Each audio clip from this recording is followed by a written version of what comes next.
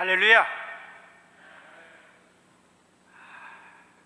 여러분들의 심령에, 또 여러분들의 가정에, 여러분들의 자녀에 하나님의 놀라운 은혜와 사랑이 넘치기를 축원합니다.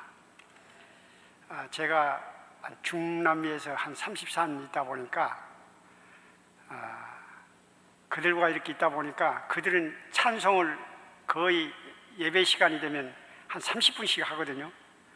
그래서 마음들이 다 업된 다음에 이제 설교도 하고 뭐 교도도 하고 그러는데, 제가 장로교회에 와서 또 이 교회뿐만 아니라 어떤 장로에 가든지 가면 조용하거든요. 근데 그런 데 가서 설교를 하려면 답답해 가지고 좀 힘들어요. 그래서 여러분들 분위기를 좀 업시키고 그리고 나서 설교를 하려고 합니다. 그래서 제가 항상 이게 가면은 먼저 하모니카를 좀 불고 그리고 나서 합니다. 그러니까 이해해 주시고, 여러분들 이 하모니카 소리를 들으면서 먼저 기분이 업되신 다음에 말씀을 듣도록 하겠습니다. 괜찮지요?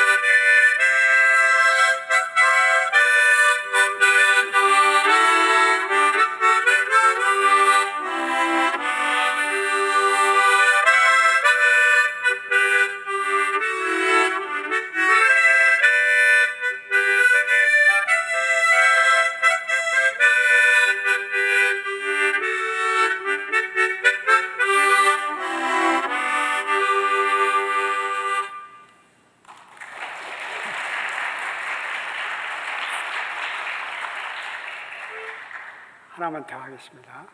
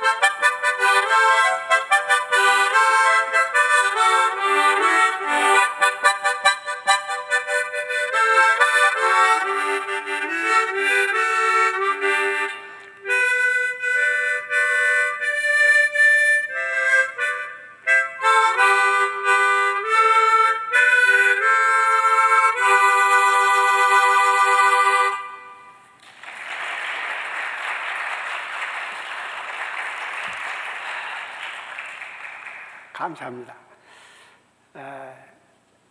저는 원래 어릴 때부터 예수를 믿었는데 대학교 4학년 때 예수님을 인격적으로 만났습니다.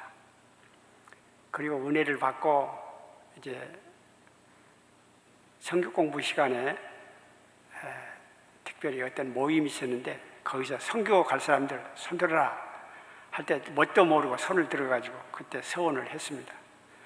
그리고 신학대학에 가고 그리고 이제 군목으로 또 3년 있다 또 담임 목회도 하고 또 이렇게 산전수전 다 겪다가 이제 38살 때 제가 처음으로 이제 선교를 나갔습니다. 3년만 하고 돌아오리라 이렇게 생각했는데 벌써 34년이 되었습니다. 세월이 너무나 빠른 것을 실감합니다. 선교사 임무를 잘 감당하려면 선교 전략이 필요합니다. 저는 선교사 임무를 감당하기 전에 몇 가지 선교 전략을 세웠습니다. 첫째는 자립선교를 한다. 선교사가 선교를 하려면 생활비, 활동비, 프로젝트 진행비 여러 막대한 선교비가 필요합니다.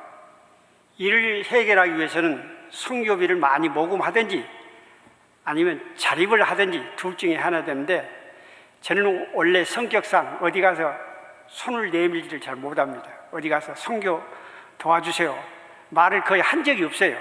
그래서 아무래도 자립선교를 해야 되겠다 생각해서 제가 과테말라에 가서는 교회를 개척해서 한인교회를 개척하고 거기서 나오는 비용으로 제가 선교를 지금 하고 있습니다. 원래 여러분들이 어디 한인교포가 있는 곳에 보면은 우리 한인들이 많잖아요. 그런데 또 교회도 아주 많습니다. 우리 과테말라 같이 그렇게 적은 이제 이 교포 사회에서도 한때는 18개 교회가 있었어요. 그러니까 한 10,000명 정도 되는데 한 18교회.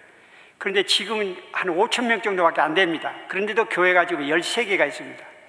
그러다 보니까 이 교회 성장이 한계가 있어요. 그래도 저 검소한 생활을 할 수 있고 또 우리 교회에서는 해년마다 1,000불씩 해년마다가 아니라 한 달씩 1,000불씩 나갈 수 있는 그런 선교비는 이렇게 모아졌습니다. 그래서 그 비용으로 그동안 쭉 선교를 하고 외부에서 도움이 올 때는 그걸 보태서 이렇게 선교를 쭉 해왔습니다. 두 번째, 디아스포라 한인교회들 선교 자원화한다는 것입니다. 디아스포라 한인교회는 안디옥 교회처럼 선교의 최전방에 서 있는 선교의 전진기지입니다. 그래서 선교사가 선교에 헌신하는 것도 중요하지만 이 한인 교인들을 잘 훈련시켜서 선교를 하게 되면 굉장한 힘이 있어요. 우리 흔히 사람들이 그럽니다. 원주민 선교사들이 열심히 선교한다 이렇게 생각하는데 원주민 선교사도 열심히 선교를 하지요. 그렇지만 한인 교회를 맡아서 선교하는 목사님들이 훨씬 더 큰 일을 많이 합니다. 왜냐하면 교회 자원이 있기 때문에 그 자원을 동원하거든요. 우리 교회 같은 경우도 보면은 우리 교인들은 거의 다 선교사들이에요. 그래서 선교하자 하면은 다 좋아합니다. 그래서 적어도 1년에 4번 정도는 무조건 나가서 다 선교하는데 노방연도 하고 영화 상영도 하고 뭐 예배도 드리고 어린이 행사도 하고 의료 서비스도 하고 또 이발도 하고 다목적으로 이렇게 선교를 하게 됩니다. 이렇게 선교를 쭉 해보니까 앞으로 선교사는 어떤 목사 타이틀을 가진 선교사보다 평신도 선교사, 전문의 선교사가 훨씬 선교에 좋지 않느냐 이렇게 생각합니다. 왜냐하면 목사 선교사를 하다 보면은 사실 성교비가 많이 들어요. 생활비를 일단 보태줘야 되죠. 교육비 해야죠. 보험료 해야죠. 뭐 이래 보면 굉장히 많아요. 그렇지만은 평신도나 전문의 선교사는 그런 것 관계없이 할 수가 있고, 또 뿐만 아니라 이제 목사 선교사는 들어오지 못하는데도 이 평신도 선교사나 전문의 선교사는 들어갈 수가 있거든요. 그렇기 때문에 제 생각에는 앞으로 선교는 이제 전문의 선교사 또 평신도 선교사가 맡아야 하지 않겠는가, 이런 생각을 합니다. 우리 이 휴스턴 한인 장로교에서도 많은 이런 전문의 선교사가 나오기를 축원합니다. 또 세 번째, 교육 선교에 힘쓴다는 것입니다. 선교사들은 대부분 30세 전후 아니면 40세 전후에 선교지에 부임합니다. 그렇기 때문에 문화라든지 언어를 익히는데 한계가 있어요. 선교에 동화되기가 상당히 힘듭니다. 그러다 보니까 활동에 제약을 받습니다. 그래서 가장 좋은 선교 방법은 무엇인가? 이 현지인들을 훈련시켜서 그들로 하여금 선교하게 하는 것입니다. 그 이상 좋은 방법이 없는 것 같아요. 제가 해보니까. 그래서 저희들도 지금 그 신학교를 세워가지고 거기서 운영해서 그 선교사 양성하고 또 그 목회자들로 하여금 선교를 하도록 지금 하고 있습니다. 이 교육 선교가 가장 좋은 선교가 아닌가 생각합니다. 많은 지금 선교사님들이 거의 이구동성으로 말해요. 우리 한인교회 교인들, 그리고 앞으로 나가서 한인교회 선교할 분들은 거의 다 이구동성으로 교육 선교가 최고라는 그런 이야기를 많이 합니다. 왜 그러냐면 그런 선교를 해보니까 그렇다는 거예요. 그래서 저도 이제 어릴 때부터 이들을 가르쳐서 해볼까 하고 이제 초등학교, 중학교, 고등학교를 이렇게 세워서 이렇게 하려고 했는데 돈이 굉장히 많이 들어요. 그래서 도중에 포기를 했습니다. 그렇든 하여튼 어쨌든지 이 교육 선교를 해야 앞으로 100년 되기를 위해서 가장 좋은 선교다, 이렇게 생각을 합니다.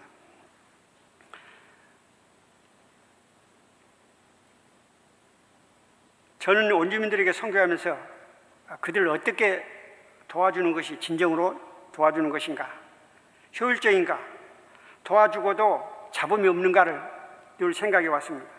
그래서 많은 시행착오 끝에 몇 가지 선교 원칙을 세웠습니다. 그리고 실천해 왔습니다. 그 선교 원칙이 이렇습니다. 원주민 목회자에게 결코 사례비를 주지 않는다는 것입니다. 어떤 선교사님들은 원주민 목사를 세워놓고 자기는 계속해서 선교비 후원을 받으러 다닙니다. 그런 분들이 많이 있어요. 저는 그렇게 하지 않고 선교비를 받아서 그들을 도와줄지언정 그들에게 사례비는 주지 않는다는 것입니다. 왜 그러냐? 이 중미의 노동법은 굉장히 셉니다. 일단 사람을 고용하면 매달 월급에 1년에 2번의 보너스를 줘야 돼요. 그리고 또 바카시온이라고 해서 또 쉬는데 그 비용도 줘야 되고 퇴직금도 줘야 되고 의료보험도 다 해줘야 돼요. 이런 것을 하려면 감당을 못합니다. 사실 저도 이제까지 뭐 의료보험을 받아본 적도 없고 교회에서 제가 바카시온이라고 무슨 뭐 여행 비용을 받아본 적 한 번도 없어요. 그렇다고 무슨 제가 따로 뭐 보너스를 받아본 적도 없거든요. 저도 못 받는 판에 이 원주민들 목회자를 한다는 것이 쉬운 일은 아니거든요. 그런데 이 원주민들을 고용해서 이런 그 기본 임금을 주지 않으면 바로 이 사람들은 고소해버려요. 우리하고 생각이 달라요.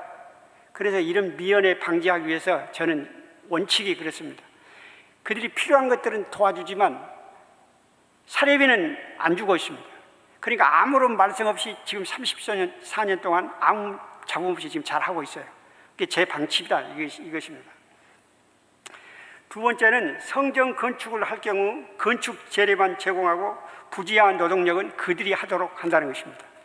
제가 거기서 지금 건축을 많이 했는데 교회를 한 45개 정도를 지었습니다. 어떻게 그렇게 지을 수가 있었느냐? 모든 것을 다 해주면, 다시 말하면 뭐 땅도 사주고 또 뭐 노동력도 제공해서 임금까지 지불하면 이 감당을 못해요. 그럼 어떻게 하느냐? 재료만 사주는 겁니다. 땅도 너희들이 다 준비하고 재료도 다 너희들이 준비하고 뿐만 아니라 죄송합니다. 땅은 너희들이 준비하고 나는 재료만 사주겠다. 그리고 노동력은 여러분들이 다 해라. 그렇게 하게 되면은 그들이 열심히 자기들이 땅도 제공했고 노동력도 제공하기 때문에 자기 것이라고 생각하고 열심히 해요. 그러지 않고 모든 것을 다 해줘 버리면요 열심히 안 합니다. 뭐 알아서 뭐 선교사가 다 해줄 텐데 이렇게 생각하고 참여의식이 부족합니다. 또 그들에게도 참여할 수 있는 기회를 주기 위해서 일부러 그렇게 해왔습니다. 이 원주민 목회자들은 가난합니다. 그래서 건축비를 한 번에 주면 어떤 사람은 입맛이 폭히돼 버려요. 그럼 어떻게 하느냐? 건축 자재를 여러 번에 나누어서 가서 사줍니다. 그리고 가서 어떻게 짓고 있는가 이걸 확인을 해야 돼요. 왜냐하면 또 재료를 뒤로 빼돌리는 경우가 있거든요. 또 바쁜 경우는 그냥 건축 재료를 사라고 돈을 줍니다. 그러나 반드시 영수증을 가지고 오고 나중에 또 제가 가서 확인하고 얼마나 건축이 지금 공정이 올라가는가 이런 걸 다 확인합니다. 이렇게 하다 보니까 아무런 문제가 없이 지금 잘 되고 있습니다. 제가 이 건축을 성전 건축을 45개를 했다, 교회를 건축했다 그러니까 여러분들은 야 굉장히 돈이 많아서 그렇게 하는 것보다 이렇게 생각하는데 사실 그렇지 않습니다. 이렇게 멋있게 짓는 것이 아니고 원주민 그 시골이나 이런 데 교회는요 한 10,000불에서 12,000불 정도면 그냥 견잔하게 창고식으로 잘 지을 수 있어요. 그리고 그들도 거기서 예배를 드려도 잘 드립니다. 그럼 어떻게 하느냐? 우리 교회는 돈이 없으니까 한 달에 한 300불씩 나갑니다. 300불씩. 그리고 이것이 한 3년을 계속해서 지원하게 되면은 10,000불이 좀 넘거든요. 그럼 교회를 다 짓게 돼요. 그러면 보통 한 해에 3-4개 교회를 계속 지어나가는 거예요. 외부에서 누가 우리 가족을 위해서 교회를 하나 지어주세요. 그러면 오케이. 그랬다 부지를 다 확인해가지고 그 정확한 이제 데이터가 있는 걸 보고 그 교회의 그 재산이라는 걸 확인하면 그때부터 교회를 지어줍니다. 뭐 이렇게 하다 보니까 아무런 부담 없이 여러분 그렇잖아요. 3년 동안에 한 달에 300불씩 내는 건 쉽거든요. 한 달에 그냥 뭐 10,000불씩 12,000불씩 내기는 힘들어도 이렇게 하면은 쉽거든요. 그래서 교회를 짓다 보니까 45개 이렇게 많이 짓게 됐어요. 그러니까 여러분도 혹시라도 나도 중남미에 어디 교회 하나 짓고 싶다 그런 생각이 있는 분은 저한테 이야기하세요. 그럼 제가 멋있게 지어드릴 테니까. 그러면 가정교회 하나 생기지 않아요? 뭐 하나님께 봉헌하는 것이지만 그런 식으로 저는 선교하고 있다는 것입니다. 저는 또 한 번 받은 은혜는 반드시 갚습니다. 제가 처음 과테말라 와서 라비블리 아벨이라는 교회를 가게 됐는데 그 교단입니다. 근데 교회가 한 30여 개 되는 작은 교단입니다. 어떻게 해서 소개를 받았는데 그 교단을 소개를 받았어요. 과테말라 있는 본부 교회에 가게 되는데 약 보니까 장년이 한 200명 되었습니다. 하루는 설교를 해달라고 해서 이 11조에 대해서 설교를 했습니다. 이 과테말라 이 교인들은요 11조를 잘 안 해요. 그래서 다 가난합니다. 그래서 목사님들이 80%가 다 이중 직업을 가지고 있어요. 그러면 이들을 가난을 해결하는 방법 중에 이 사실 11조를 해야 되거든요. 이거 훈련이 안 되어 있는 거예요. 그래서 11조 설교를 했더니 분위기가 확 달라졌어요. 은혜를 받아가지고 은혜를 받았다고 사람들이 와서 그냥 예배 끝난 후에 와서 막 포옹을 하고 난리 법석을 떨더라고요. 얼마 안 있으니까 담임 목사님이요 저한테 봉투를 내밀는데 오늘 헌금입니다 하고 그 헌금을 다 가져왔어요. 깜짝 놀랐어요. 왜 이 헌금을 다 가져옵니까? 오늘 은혜를 많이 받아가지고 선교사님한테 이게 다 드리려고 합니다. 아닙니다. 저는 선교사가 무슨 뭐 사례비 받으러 온 것도 아니고 도와주러 왔으니까 걱정 말라고 그 헌금은 그냥 가져가시라고. 그랬더니 저를 데리고요 식당으로 모시고 가더라고요. 거기서 이제 음식을 먹고 요새 선교사님 보니까 차가 없는 것 같은데 왜 차가 없습니까?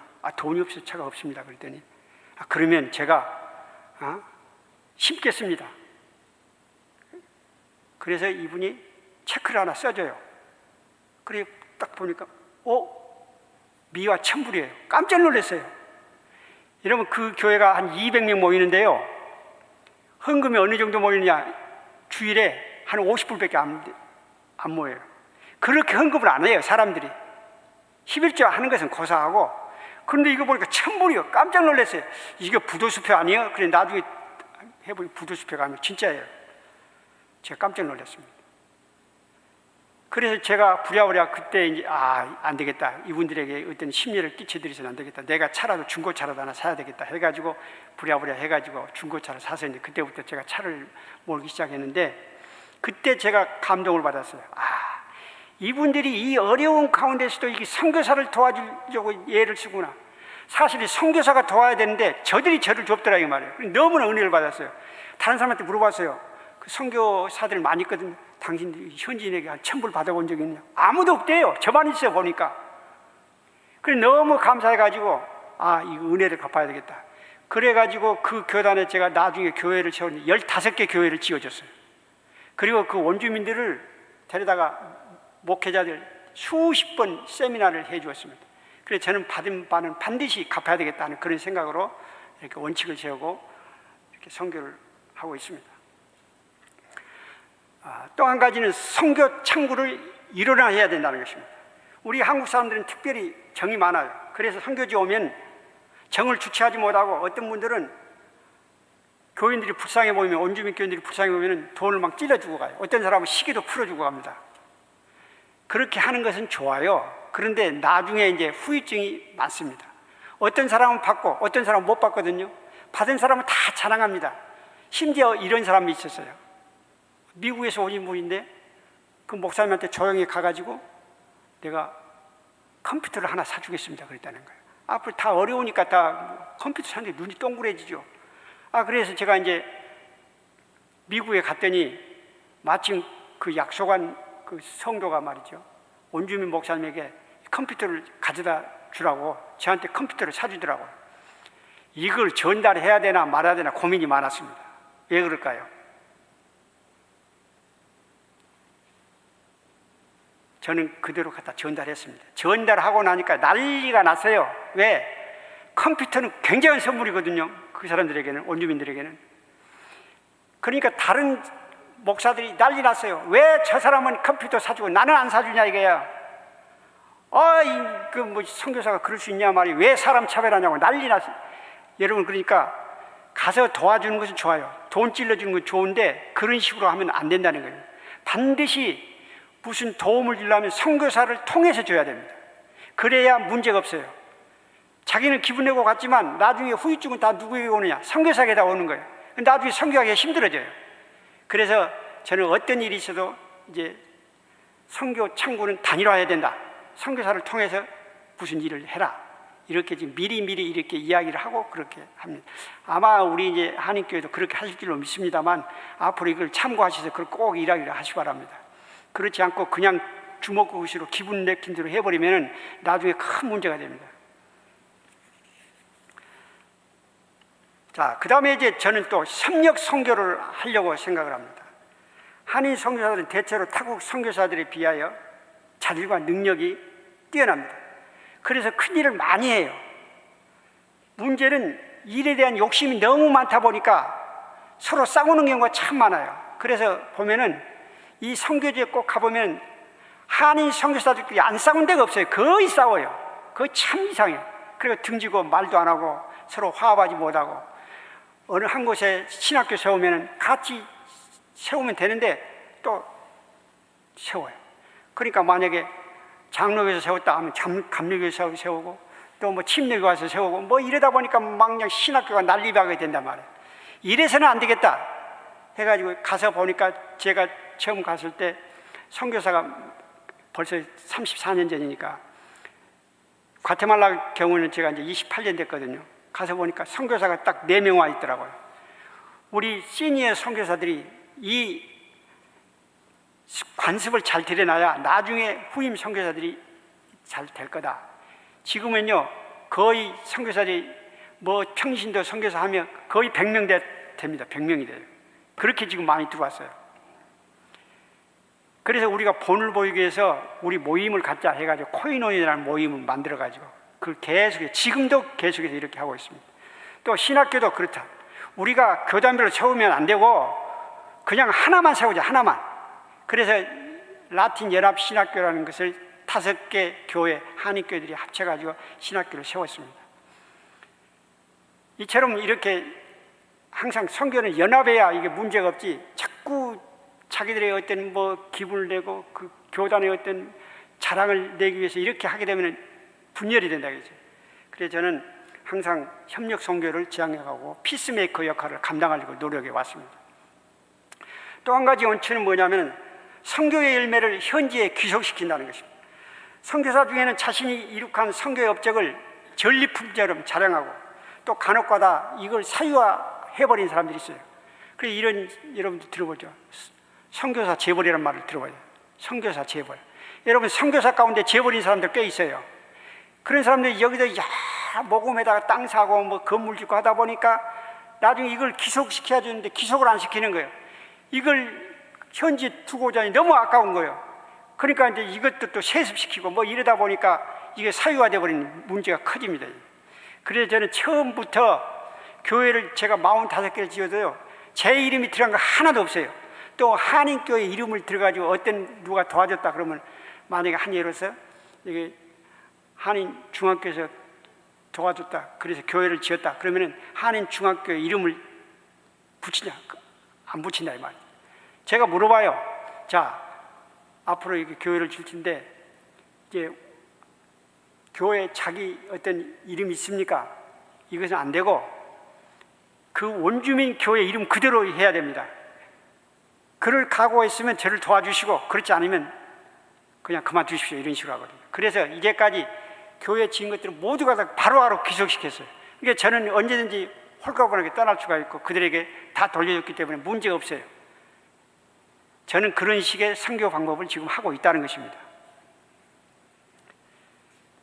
저는 파나마에서 이제 먼저 선교 사역을 했어요. 1988년, 그러니까 1988년이 올림픽 우리 있었던 해 아닙니까? 그런데 2월 달에 저희들은 나왔거든요. 그래서 1993년 8월까지 한 5년 6개월 동안 파나마에서 있었습니다. 거기서 한인교표 사역하고 한인 부인 사역하고, 한인 부인이라는 것은 그때 미국의 남방사령부가 거기 있었습니다. 근데 미국 군인과 결혼한 한인 부인들이 많이 있었어요. 그분들이 한 80여 가정이 있었는데 매 주일마다 돌아가면서 그들에게 성경 공부를 계속해서 가르쳤어요. 그리고 그 파나마 운하가 있기 때문에 원양어선들이 많이 왔다 갔다 해요. 그런데 한인 이제 그 소위 말하면 배가 왔다 갔다 하면서 거기에 입항해서 거기 들렸다 가는 분들이 꽤 있어요. 그러면 그분들을 초청해서 성경도 가르치고 또 배 위에 올라가서 또 예배도 드리고 뭐 그런 식으로 원양어선을 대상으로 선교를 또 했습니다. 또 파나마에 있을 때는 한 원주민교회 사역을 했는데 한인교회를 데리고 원주민교회를 수시로 방문하고, 또 거기 있는 뭐 목함보교회, 빠꼬라교회, 거기도 두 교회를 이렇게 건축을 하고 왔습니다. 이 파나마에는 우리 삼성, LG, 뭐 효성 그런 많은 지점들이 많이 나가 있었어요.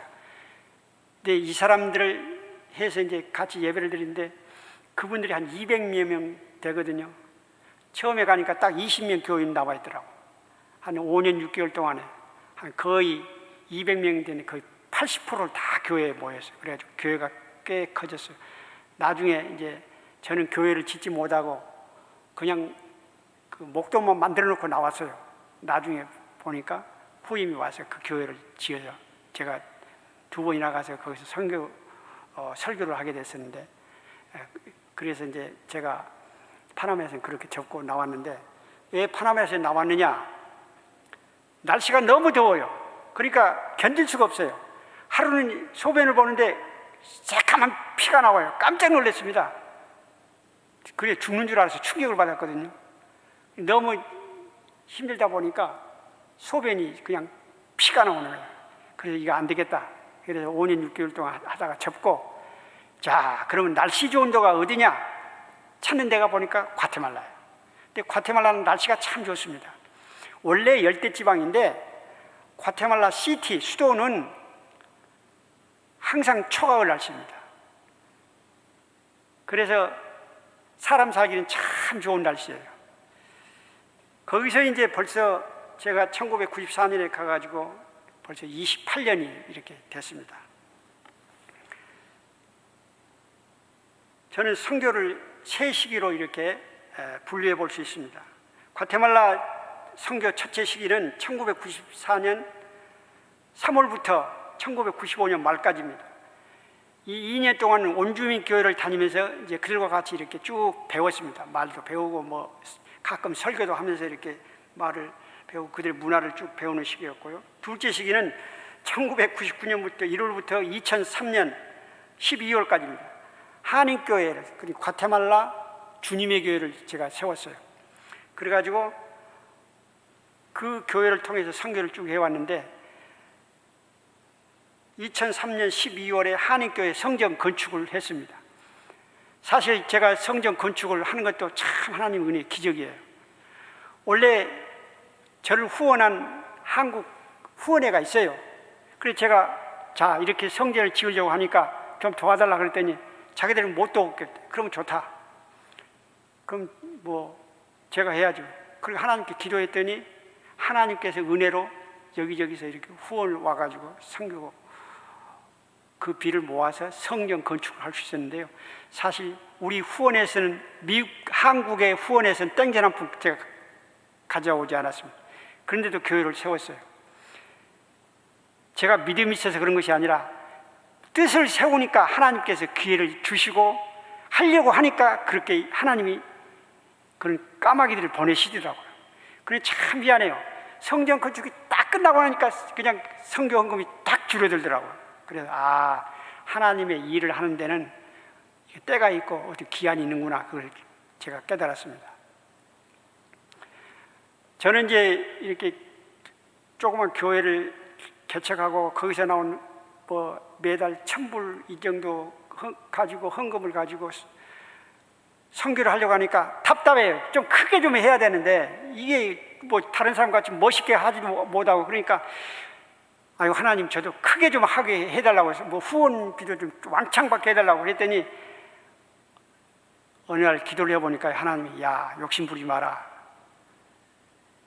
준 대로 해, 그런 말씀이 떠오르더라고요. 그래서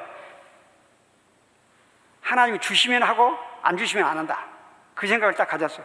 그러고 나니까 그렇게 편할 수가 없어요. 이게 욕심 안 부립니다. 주시면 하고 안 주시면 안 해요. 얼마나 편합니까? 여러분 그렇게 생각하세요. 주시면 먹고 안 주시면 안 먹어. 그러면 여러분 생활이 편해져요. 안 주시는데 그냥 달라고 그냥 때를 쓰면 그때부터 욕심이 많아져서 힘들어요. 예. 제가 선교해 보니까 하나님은 우리가 필요한 만큼 주시고 또 필요할 때 요구하시면 주시더라고요. 근데 욕심내면 그때부터는 내가 괴롭고 하나님도 괴로워져요. 그러니까 여러분들 욕심내지 마세요.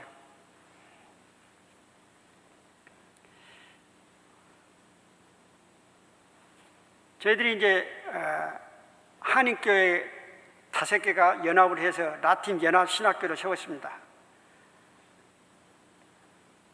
그래서 저는 그 신학교에서 교수로서 또는 학장으로서 이렇게 돌아가면서 이렇게 계속 가르치고 이제 신학교를 운영을 해왔는데 2010년에는 이제 월리비전 신학대학으로 이렇게 또 다시 개칭을 하고 또 방송까지 이렇게 곁들여서 확대 개편해서 지금 월리비전 신학대학을 하고 있습니다.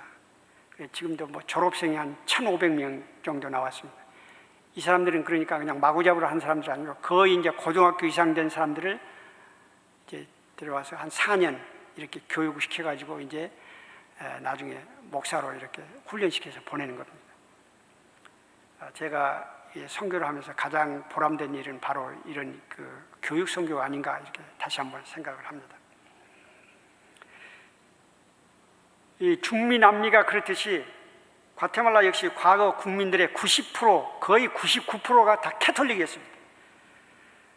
그런데 캐톨릭이 이제 거의 이렇게 점령하고 있는 나라들은 특징이 있습니다. 중미 남미가 특징이 있어요. 어떤 특징이 있느냐? 거의 다 사람들이 게으르고 또 뿐만 아니라 거짓말을 잘하고 도둑질을 잘해요. 도대체 왜 이런 일이 벌어지느냐? 이걸 고민을 많이 했어요. 원래 제가 갔을 때는요, 이 과테말라 우리 신교율이, 그래 거기서는 에방헬리카라고 그럽니다. 에방헬리카가 5% 정도밖에 안 됐어요. 근데 지금은 어느 정도 되느냐? 한 45%입니다. 놀라지 마세요. 45%예요. 그러니까 이제 캐톨릭과 지금 신교가 세력이 비등비등하게 됐어요. 여러분, 우리 한국이 신교가 굉장히 발달된 것 같죠? 그리고 뭐 굉장히 성장해서 뭐 세계에서 큰 교회들이 많고 그러니까 우리나라가 굉장한 줄 알지만 우리나라 신교 그 퍼센트는 15%밖에 안 됩니다. 그런데 지금 과테말라는 45%예요. 대단한 거예요. 그런데도 불구하고 여전히 게으르고 도둑질이 많고 거짓말을 잘하더라 이거예요. 이해가 돼요. 왜냐? 원래 캐톨릭이 있던 나라는 다 거짓말을 잘하고 게으르고 도둑질을 잘해요. 왜 그런 줄 아세요? 여러분, 캐톨릭은요, 교리가 다 거짓이에요. 거짓. 무슨 말인지 아세요? 성경에 없는 교리를 이야기한다 이거죠. 예를 들어 봅시다. 마리아, 그걸 뭐라냐면 죄가 없이 마리아가 예수님을 잉태했다. 그 교리 사실 거짓말이에요. 그렇잖아요. 마리아도 죄인으로 나온다고 성경에. 그런데 마리아는 죄가 없다 그러거든요. 그 거짓말이에요. 또 마리아 대도 중보설, 마리아에게 기도를 하면 이 기도가 하나님께 바로 상달된다. 예수님은 남자이기 때문에 기도가 잘 전달 안 되지만은 여자인 마리아에게 기도를 하면은 오히려 마음을 더 여자가 넓기 때문에 어머니의 모성으로 감싸서 기도를 받아주시고 또 이 기도가 응답된다. 이게 마리아 대도 중보설이거든요. 성경이 없어요. 그게 마리아 대도 중보설이 없습니다. 그리고 뭐 고백성사라는 거, 그러니까 신부에게 가서 자기 죄를 고백하는 거, 성경이 없어요. 우리 죄는 우리 하나님께 직고하는 거예요. 그렇죠? 미사, 성경에 없습니다. 우리는 예배를 드리는 것이지 미사를 드리는 거예요. 미사라는 말은 제사라는 말이거든요. 제사는 이미 구약으로 다 폐해졌습니다. 예수님이 십자가에 달려 돌아가 죽으시고 나면 제사는 더 이상 없다고, 제사 드릴 것이 없다고 분명히 성경은 이야기하고 있거든요. 근데 그들은 여전히 지금 제사를 드리고 있거든요. 뭐 그의 뭐 연옥설 하며 이런 것들을 하면은 여러분, 이 캐톨릭에서 중요하게 생각하는 교리들은 다 성경에 없는 것들입니다. 이 말은 무슨 말이냐? 다 가짜다 이 말이야. 가짜. 캐톨릭은 거짓말 위에 세워진 교회입니다. 거짓말 위에 세워졌어요. 그러니까 진리가 아니에요. 사실은 여러분들 그걸 아셔야 돼요. 우리는 흔히 캐톨릭은 굉장히 거룩해 보이고 뭐 굉장한 것 같이 하지만 그게 그렇지 않습니다. 진리하고는 굉장히 먼 그런. 자, 왜 제가 이 긴 이야기를 하냐면은 캐톨릭이 거짓말 위에 기초하니까 그 사람들이 거짓말을 너무 잘해요. 도둑질도 너무 잘해. 게을러 빠졌어요. 이게 3대 악이라니까요. 그 사람들이. 문제는 이것입니다. 신교인들이 달라져야 할 거 아니냐 이거죠. 왜? 과테말라는 45%가 신교인이기 때문에 달라져야 할 거 아니냐. 근데 그들도 여전히 똑같아요. 이게 뭔가 문제가 있다는 것입니다. 캐톨릭이 지배할 때는 그렇다 치고 지금은 신교인이 45%가 되는데 왜 거짓말 잘하고 왜 그렇게 도둑질이 많고 왜 그렇게 게으르냐 이거지. 그 원인이 뭐냐? 다른 거 없어요. 이 사람들은 거기에 있는 신교인들이 거의 다 80%가 펜테코스트입니다. 한 번 예배를 드리는데 보통 2~3시간씩 예배를 드려요. 우리가 보기에도 감탄할 정도로 열심히 합니다. 찬양하고 그러니까 아까 제가 30분 찬양한다고 했죠. 보통 30분 찬양합니다. 그리고 설교도 길어요. 보통 1시간씩 설교해요. 기도도 보통 서서 다 기도하는데 거의 30분씩은, 그러다 보면 거의 2시간씩 예배를 드리거든요. 그러면 그냥 주일만 예배 드리냐? 아니에요. 보통 날마다 예배 드리는 데가 많아요. 그런데도 열심히 예배를 드리는데도 도둑질 많고 거짓말 잘하고 게으르다 이거예요. 왜 그러냐 이거지. 원인이 있어요. 다른 거 아니야. 기복주의적인 신앙이 지배. 다시 말하면 이 목사님들이 설교를 하는데 보니까 다 번영주의, 신사도주의 그런 거 다 병났고 이런 것들만 해요. 이런 것들만. 소위 말하면 회개니 중생이니 순종하라는 말씀이니 또 헌신하라, 십자가지라, 성화에 대한 이야기를 안 해요. 그러다 보니까 변화가 없어요. 입으로는 구원받았다고 하고 입으로는 아멘, 할렐루야 소리를 많이 하는데 생활은 달라진 거 없더라 이 말이죠. 바울은 로마서를 썼습니다. 그 이유가 무엇인가? 로마서 1장 5절에 그로 말미암아 우리가 은혜와 사도의 직분을 받아 그 이름을 위하여 모든 이방인 중에서 믿어 순종케 하나니. 믿어 순종케 하나니. 여러분, 바울이 로마서를 쓴 이유가 뭐냐? 예수 그리스도를 그 사람들이 믿게 하고 믿을 뿐만 아니라 순종케 하기 위해서 로마서를 썼다 이 말이에요. 로마서를 썼다는 말은 무슨 말입니까? 결국은 자기가 깨달은 복음을 다른 사람에게, 로마 사람에게 전한다는 말인데, 이 말은 무슨 말이냐? 바울이 전한 복음이 뭐냐? 뭘 전하느냐 그는? 그리고 무슨 목표로 그는 가서 선교를 했느냐? 다른 거 없다. 예수를 믿고 예수님께 순종하도록 만들기 위해서 그렇게 했다는 거예요. 믿고 순종케 하나니. 그러니까 여러분, 믿음만 가지고는 안 돼요. 순종이 있어야 돼요. 당신이 믿느냐? 그럼 믿는 거 뭘로 증명해요?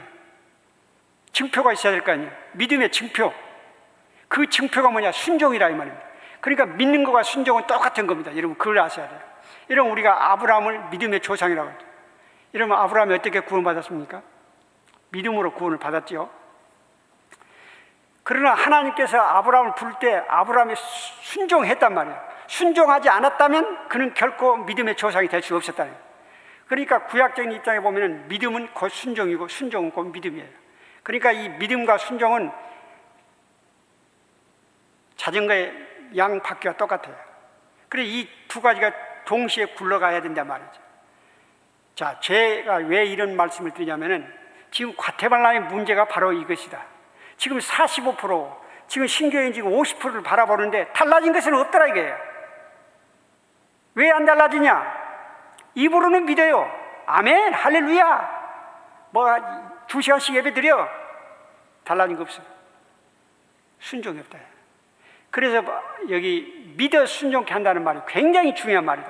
믿어 순종케 하나니. 한번 따라서 합시다. 믿어 순종케 하나니. 당신 믿음 있느냐? 오케이. 아멘. 그러면 증거를 보여라. 순종해야 된다는 거예요.